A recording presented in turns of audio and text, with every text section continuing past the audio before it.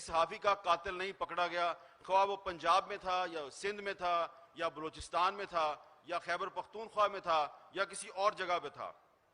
और आप देखें कि पिछले साल मैं इमरान खान की हुकूमत पे तनकीद कर रहा था और आज मैं शहबाज शरीफ साहब की हुकूमत जो है उसका शुक्रिया तो अदा कर दिया कि आपने स्टीवन बटलर को सॉरी कह दिया, लेकिन ये तो बताए ना कि मंजूर पश्तीन क्यों नहीं टीवी चैनल पे आ सकता।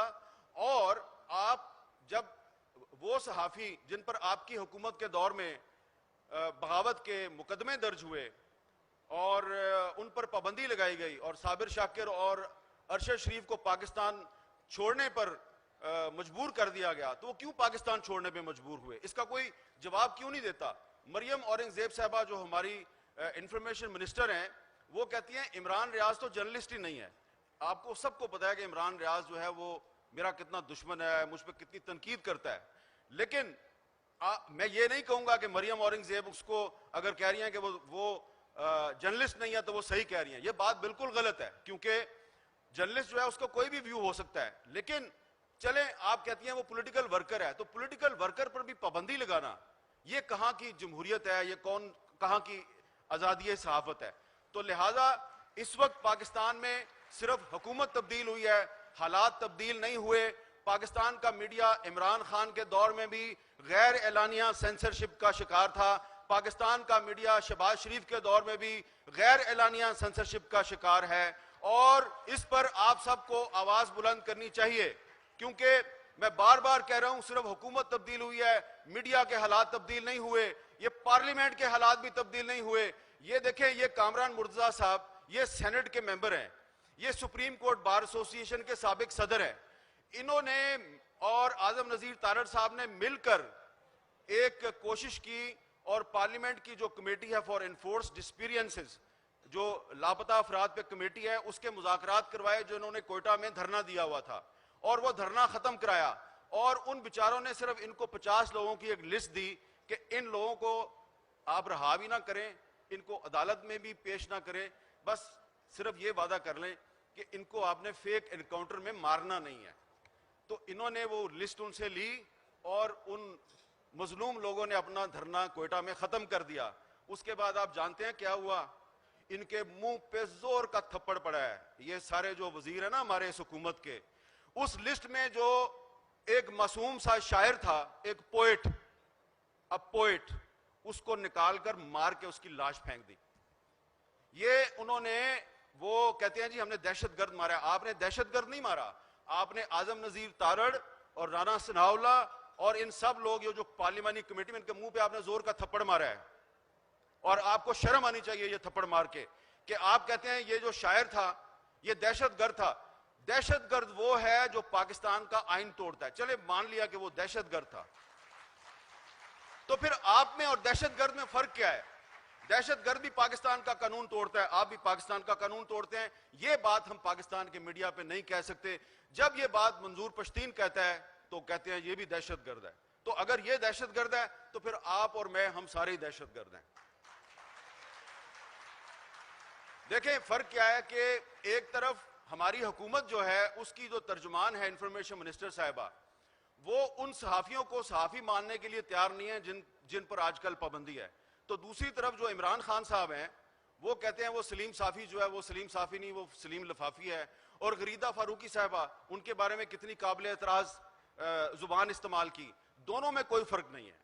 ये जो इस वक्त हुक्मरान इत्तेहाद है, आप देखें ये भी वही काम कर रहे हैं जो पहले इमरान खान कर रहा था।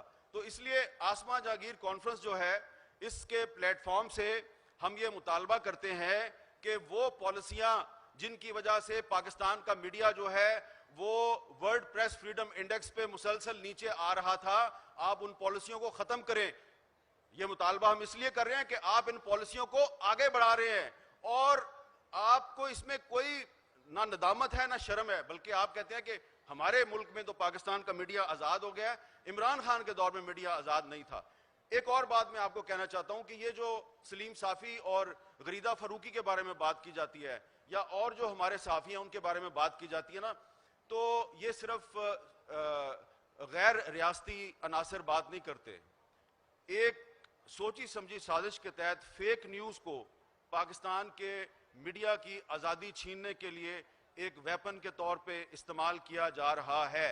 Some state institutions are using fake news to subvert the media freedom in Pakistan. They are spreading disinformation against different journalists and media organizations. जिस तरह इमरान खान साहब कहते हैं ना कि वो फलां बंदा जो है वो पैसे लेके फलां टीवी चैनल ने मेरे खिलाफ साजिश की, इसी तरह कुछ रियासती इदारों के लोग जो हैं वो भी यही बात करते हैं। वो कहते हैं जी आप सारे टैक्स चोर हैं, तो अगर हम सारे टैक्स चोर हैं तो टैक्स चोरी में हमें अंदर कर दो भाई, क्यों नहीं करते आप अंदर। तो इसलिए मैं ये कहना चाहूँगा कि अगर कोई ये समझता है कि पाकिस्तान के हालात बेहतर हो रहे हैं, वो एमको की जन्नत में रहता है। बल्कि मैं आज आपको एक और बात कहना चाहता हूँ, बड़ी जिम्मेदारी के साथ बात कर रहा हूँ कि अगर कोई ये समझता है कि पाकिस्तान के हालात जो हैं वो बेहतरी की तरफ जा रहे हैं और अब दुनिया जो है उसके हालात भी बदल गए हैं और अब तो पाकिस्तान में मार्शल लॉ नहीं लग सकता। भाई अभी 24 घंटे पहले मैंने एक जगह पे मार्शल लॉ की बात बार बार सुनी है, सिर्फ 24 घंटे पहले। और अगर मैं समझता हूं कि अगर आपने पाकिस्तान में दोबारा ऐसे हालात पैदा किए सियासी जमातों ने या किसी और ने और मार्शल लॉ लग गया तो इससे पाकिस्तान को नुकसान होगा। मार्शल लॉ ने हमेशा पाकिस्तान को नुकसान पहुंचाया है। पाकिस्तान जब टूटा तो मार्शल लॉ था। आप कहते हैं कि जो ईस्ट पाकिस्तान में आपकी डिफीट थी, मिलिट्री डिफीट नहीं थी, पॉलिटिकल डिफीट थी। चले मान लेते हैं पॉलिटिकल डिफीट थी। पॉलिटिकल डिफीट इसलिए थी कि शेख मुजीबुर रहमान के खिलाफ पाकिस्तान आर्मी का एक फौजी जनरल गुलाम उमर जो है उसने एक सेल बनाया हुआ था और वो शेख मुजीबुर रहमान के सियासी मुखालफिन में पैसे बांटता था। जैसे बाद में 88 में भी IGI बनाई गई और पैसे बांटे गए और उसके बाद भी पैसे बांटे गए, तो 1970 के इलेक्शन में ये काम शुरू हुआ, पॉलिटिकल इंटरवेंशन, और अभी तक ये सिलसिला चल रहा है। तो शुक्र है कि 1970 में पाकिस्तान का मीडिया आजाद नहीं था, वरना आज आपने कहना था कि वो पाकिस्तान जो है वो इंडिया ने नहीं तोड़ा था, वो पाकिस्तान के मीडिया ने तोड़ दिया था, आपने ये कहना था। और आखिर में मैं ये कहूंगा कि इस वक्त पाकिस्तान में कुछ ड्रैकोनियन लॉ हैं। Unfortunately these draconian laws were not imposed on us by any military dictator. These draconian laws were imposed on us by democratic governments. जैसा कि 2016 में जो मुस्लिम लीग नून की हुकूमत थी उसने पीका का कानून हम पे इम्पोज किया और वो पीका का कानून आज उन पे इस्तेमाल किया जा रहा है। इसी तरह ये जो पिछली इमरान खान की हुकूमत थी इसने पीका ऑर्डिनेंस जारी किया और आज जब FIA किसी सहाफी को और सियासतदान को गिरफ्तार करती है तो उस पर वही पीका कानून की सेक्शन 20 लगाती है।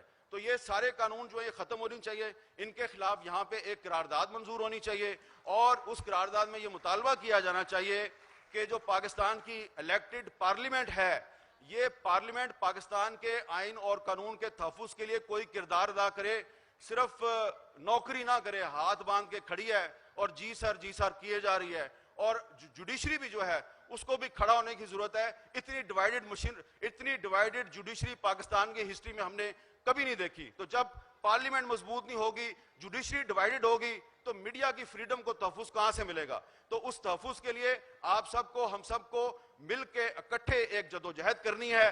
और इस बात पे खत्म करूंगा हबीब जालिब के शेर पे कि झूठे मुकद्दमात हैं, फर्जी शहादतें, हम फिर भी लिख रहे हैं जनू की